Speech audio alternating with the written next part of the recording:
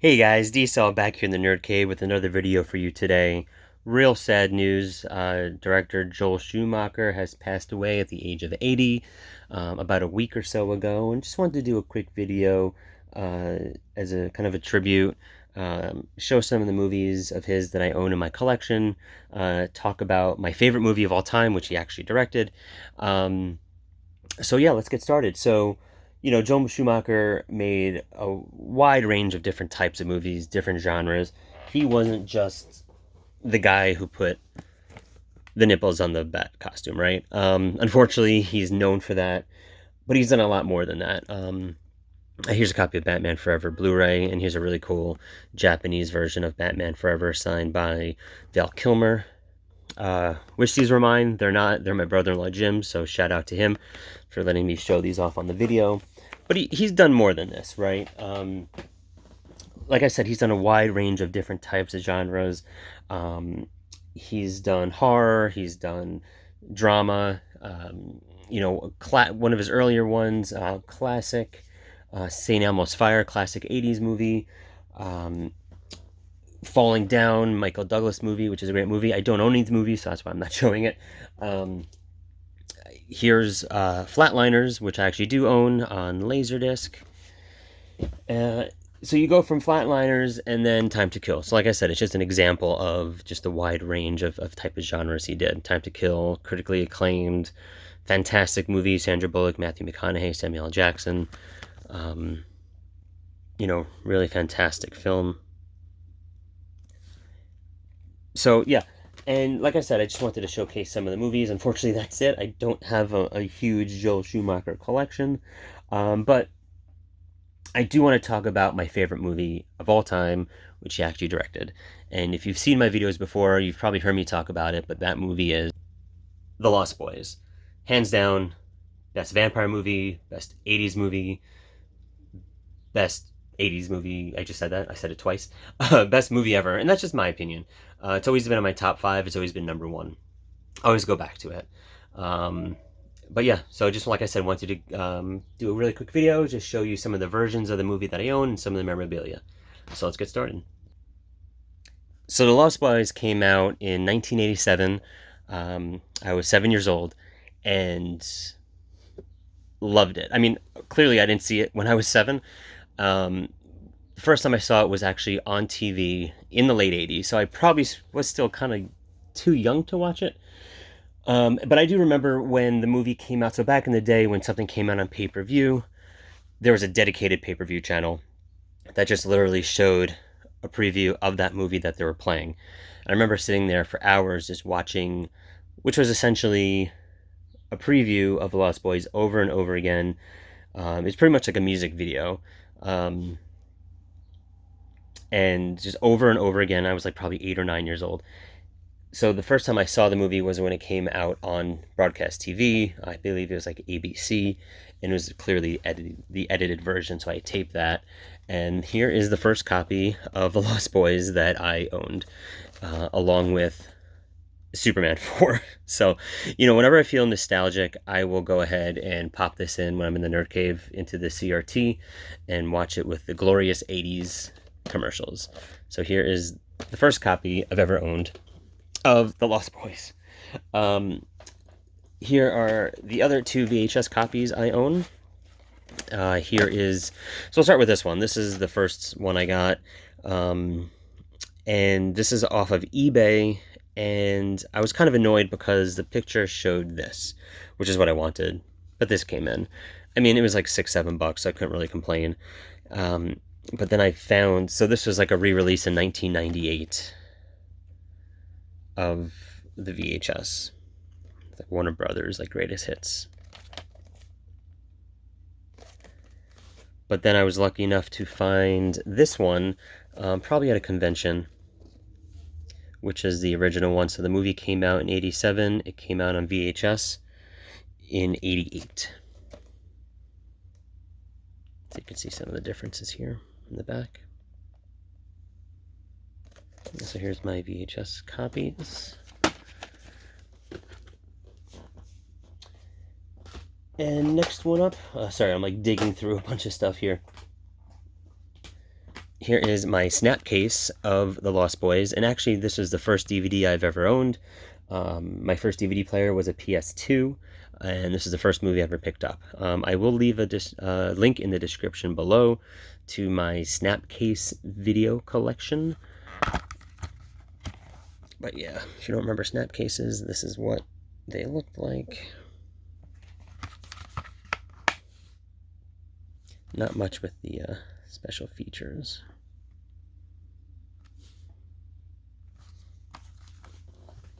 And then the upgrade to that was a 2-disc special edition DVD. Comes with the feature, as well as a separate disc for the special features. Here are the special features. You have a retrospective documentary, The Return of Sam and the Frog Brothers, the two Corys. There's video commentary, some other featurettes.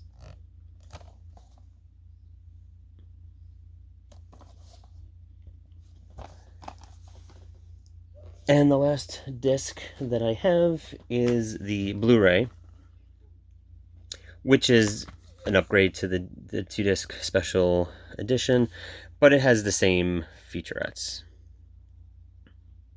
It has commentary by Joel Schumacher. Did this have commentary by Joel Schumacher? Yeah, it had it in the first disc.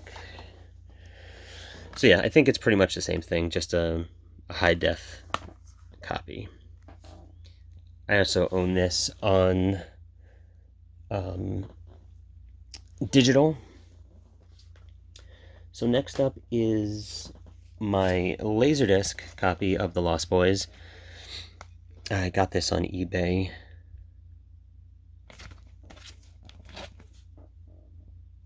Here's a little bit about the, well, you should know about the movie, but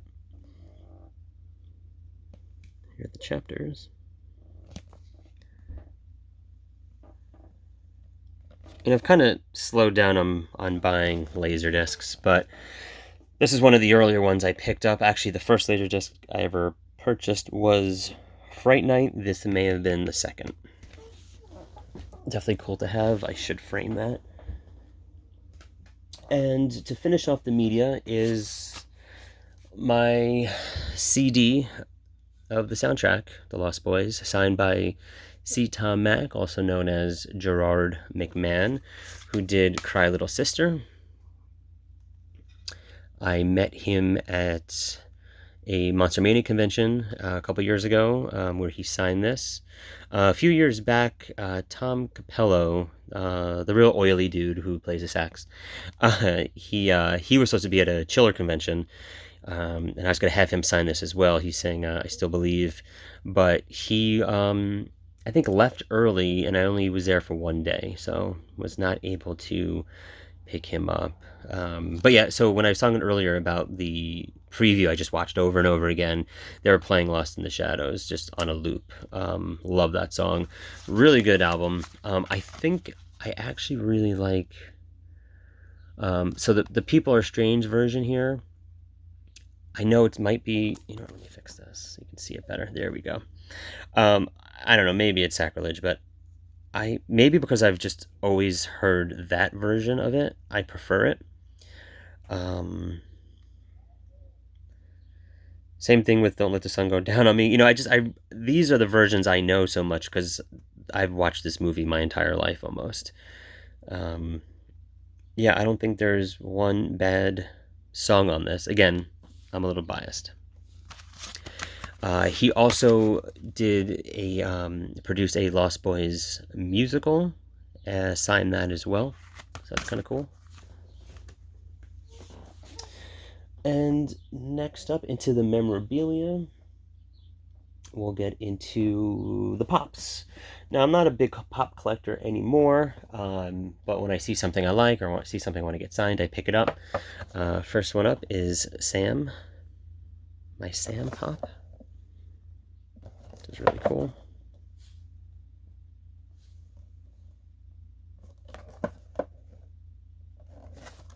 He's holding the wooden stake.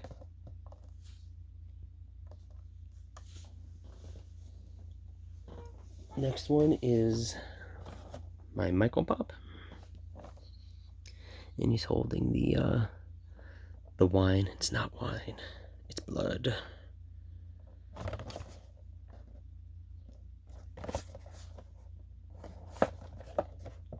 There's the earring. And the last one is my David Pop. Noodles and all.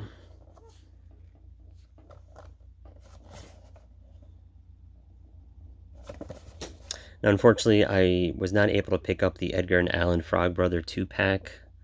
I believe that was exclusive to somewhere. I'm not sure where. But by the time I tried to get it, I think third-party sellers only had it, and they were selling it for a crazy amount. There are limits. Even for collectors, there are limits. If I find it out in the wild or the price goes down, maybe I'll pick it up.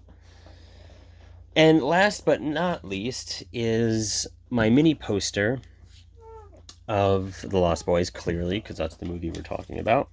Signed by a few people. We'll start off with Billy Wirth. That's this guy right here. Here we go.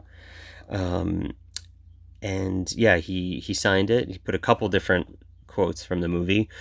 He's the dude that gets shot with the bow and arrow. Spoilers, if I need to say that.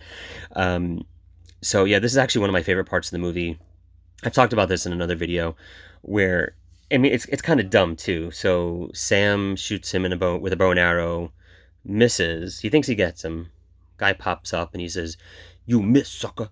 And then Sam just says, "Only once," and then just literally shoots him while the dude is just like walking straight toward him. Like doesn't even try to dodge it.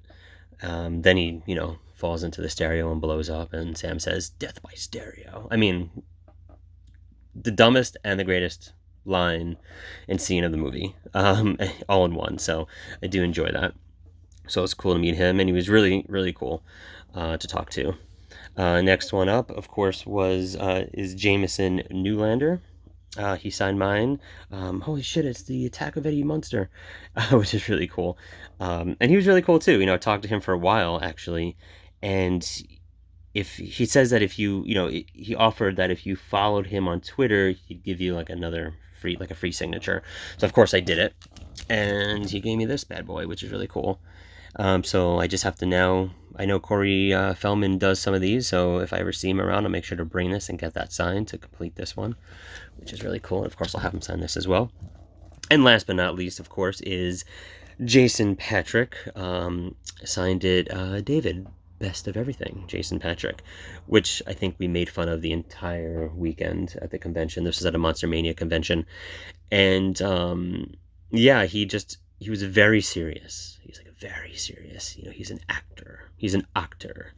And I go to these conventions. I talk to these guys. I like to kind of shoot the shit a little bit.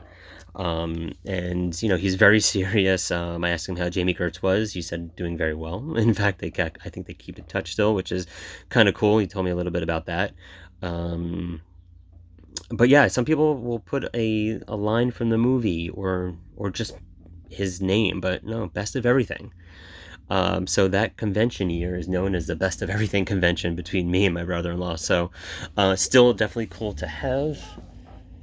And yeah, that's it, guys. That is my Lost Boys movies, memorabilia.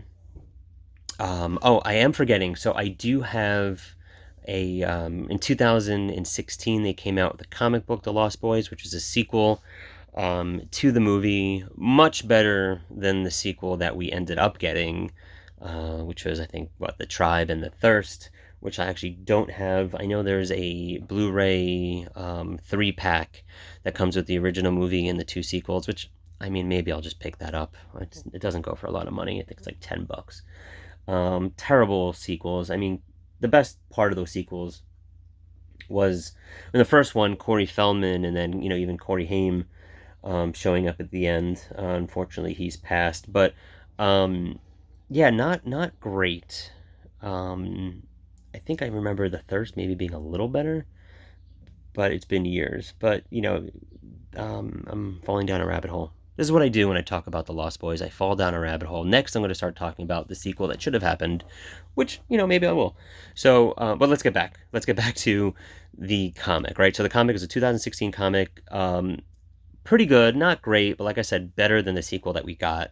And it played off of the idea of doing The Lost Girls, which is an idea that Joel Schumacher actually had, that he tried to get made, which never did, which was going to be the sequel. Focusing on a group of vampire girls, clearly, right? So they kind of used that, and it was okay. It was pretty good, but not the sequel I think we should have got. The sequel I think we should have got should have been a prequel, right? And just warning, I'm falling down the rabbit hole. This is happening. Stop the video now if you don't want to hear me rambling. But what I always thought they should have done is done a prequel of The Lost Boys where they highlighted Max, how he became a vampire, how he became the head vampire, how he got David and the rest of them involved, how, their family, show that hotel that they referenced before it, went into before it got hit with the earthquake. And, if they showed all of that, that'd have been awesome. Showed the grandfather when he was, that's the best, has one of the best ending scenes of a movie. The one thing about Santa Carla I never could stomach, all the damn vampires. And it just like leaves it open, like, holy crap. And the comic book kind of dives more into it. But I think a prequel showing the grandfather younger, maybe as a vampire hunter or something like that, I think would be awesome. I think you can do it. Just get some new actors. I mean, clearly, that doesn't work, right? Because they're all older now, so you can't really throw Kiefer Sutherland in there. I mean, they're vampires. They're going to look the same from like if they're alive 100 years ago. So you would have to get new actors, maybe get actors that look like them. I'm falling rabbit hole. I'm done. I'm in. I'm stuck. I can't get out. So I'm going to end it. Lost Boys. Joel Schumacher. Thank you for making my favorite movie of all time. Thank you for leaving us so many movies that we will continue to enjoy. Even Batman and Robin. You get the good, you get the bad, you get it all, right?